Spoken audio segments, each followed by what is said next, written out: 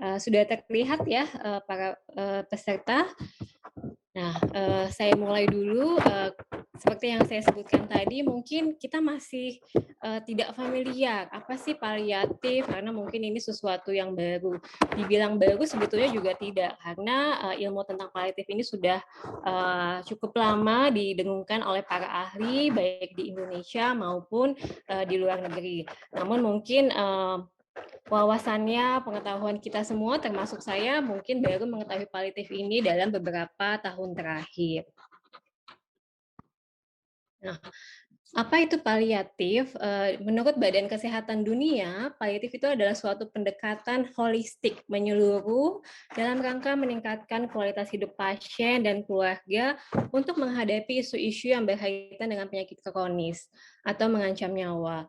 Kita sebagai klinisi, sebagai tenaga kesehatan diharapkan dapat mengenali, mencegah, dan mengatasi apapun yang dirasakan oleh pasien dan keluarganya, termasuk masalah nyeri, fisik yang berkaitan dengan kondisi penyakitnya, psikososial, dan spiritual.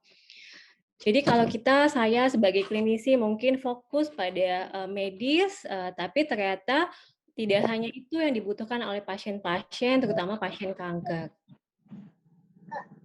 Kalau kita bicara tentang paliatif, mungkin kita dalam pikiran kita adalah pasien-pasien yang memang membutuhkan terapi end of life, pasien-pasien yang sudah mengancam nyawa, tapi sebetulnya paliatif itu dibutuhkan dari semua lini penyakit, tidak hanya pasien yang memang sudah end of life, tapi juga pasien-pasien yang lain, seperti pasien dengan kelainan kongenital, pasien bayi, pasien dengan penyakit jantung bawaan, dan kelainan lainnya. Dan kalau kita lihat di sini, kanker adalah sebagian kecil dari pasien-pasien yang membutuhkan paliatif. Ini yang sering kami hadapi kalau kami memberikan asuhan paliatif, baik di rumah sakit, di rawat jalan, di rawat inap, maupun dibantu oleh teman-teman komunitas kami untuk asuhan paliatif di rumah. Kalau kita lihat, yang dihadapi tidak hanya dari pasien saja, kami pun menghadapi keluhan-keluhan yang dialami oleh keluarganya. Dari segi pasiennya, tentunya pasiennya merasa khawatir, bagaimana dengan masa depan saya, bagaimana dengan penyakit saya, apakah akan sembuh atau tidak, bagaimana saya bisa tidur dengan nyenyak, tidak merasakan nyeri, mual muntah, tidak bisa BAB, atau keluhan-keluhan yang lain. Atau dari segi non medis, dari segi psikologis, mungkin pasien merasa gelisah, takut, khawatir, dan tentunya ini adalah sesuatu hal yang wajar. Dari segi keluarga, mungkin keluarga akan merasa khawatir bagaimana dengan masa depan anak saya khawatir dengan anak-anak yang lain. Inilah yang sering kami temui dalam asuhan paliatif sehari-hari di rumah sakit. Yang menjadi pertanyaan adalah apa yang bisa diberikan oleh paliatif? Kita tidak memberikan hanya dari segi medis saja, tidak hanya kami memikirkan kemoterapi, radioterapi, tapi juga kami memikirkan bagaimana pasien itu bisa merasakan nyeri, bebas nyeri atau gejala lainnya.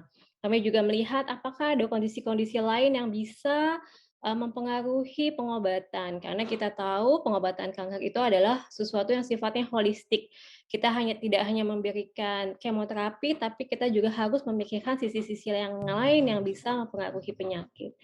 Jadi dapat disimpulkan, kenapa paliatif penting dalam penanganan kanker? Karena kita memperhatikan seluruh aspek dari seseorang manusia, dari fisiknya, berkaitan dengan efek samping kemoterapinya, atau efek samping radiasi, atau keluhan-keluhan yang memang disebabkan oleh kanker itu sendiri.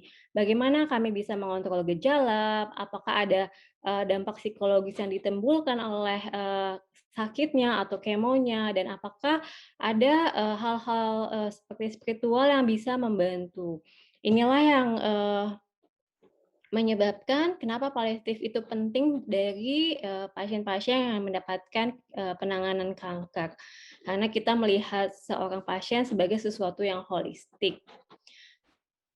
Saya sangat senang satu quote dari salah satu sejawat paliatif.